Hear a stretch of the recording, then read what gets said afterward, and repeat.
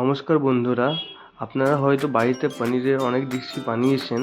আজকে আমি মশালা পনির বানিয়ে আপনাদের দেখাবো।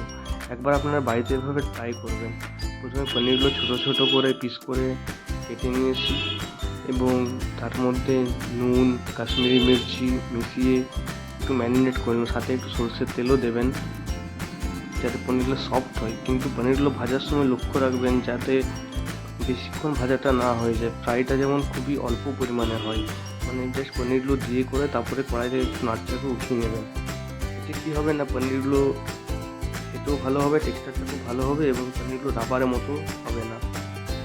এরপর আমি পেঁয়াজ কেটে সাথে গোটা লঙ্কা, আদা রসুন বাটা, টমেটো পেস্ট এগুলো আমি রেডি করে নিয়েছিলাম আগের থেকে। তারপর যে পেঁয়াজগুলো কেটে রেখেছিলাম ওগুলোকে একটু ফ্রাই করে নিলাম। এটা আমি ফ্রাই করে উঠিয়ে রেখে দিয়েছি। আমি পরে মিশিয়েছিলাম এটা যখন আমি মশলাটা রেডি করছিলাম তারপরে পেঁয়াজগুলো মিশিয়েছিলাম। তারপরে ওই কড়াইয়ের মধ্যে ওই যে পেঁয়াজটা ভেজে উঠে নিয়ে সেই তেলের মধ্যে একটু জিরে, এলাচ, দারচিনি, একটু হলুদ, একটু পরিমাণ মতো নুন, কাশ্মীরি মির্চিও দিতে পারেন একটু, যাতে কালারটা ভালো আসে, এবং সাথে যে টমেটোটা পিউরিটা করে রেখেছিলাম ওটা দিয়েছি।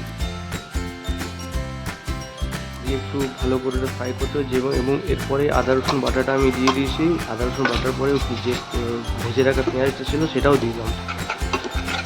এটা হচ্ছে আমার গ্রেভির জন্য। আপনারা চাইলে দইও ব্যবহার করতে পারেন, বাট আমি এখানে দই ব্যবহার করিনি। চাইলে দইও ব্যবহার করতে পারেন, আমি দইটা স্কিপ করছি এখানে। কিউব যে বাটারটা আছে সেটাও দিয়েছি। এটা বাটারটা দিলে কী হবে না, গ্রেভিটা খুব ঘন হবে এবং টেস্টটা খুব ভালো হবে। তারপরে যে পনিরগুলো ভেজে রেখেছিলাম পনিরগুলো মিক্স করলাম এবং সাথে হালকা জল ইউজ করেছি, কারণ জল না দিলে গ্রেভির যে ঘনত্বটা সেটা আমাকে একটু কমাতে হবে। কারণ আপনারা যদি জলটা আপনাদের পরিমাণ মতো যতটা ব্যবহার করবেন এবার দেখে নেবে আপনাদের গ্রেভি কতটা দরকার। আমি জাস্ট সেমি গ্রেভি করেছি। দেখুন কেমন হয়েছে জানাবেন।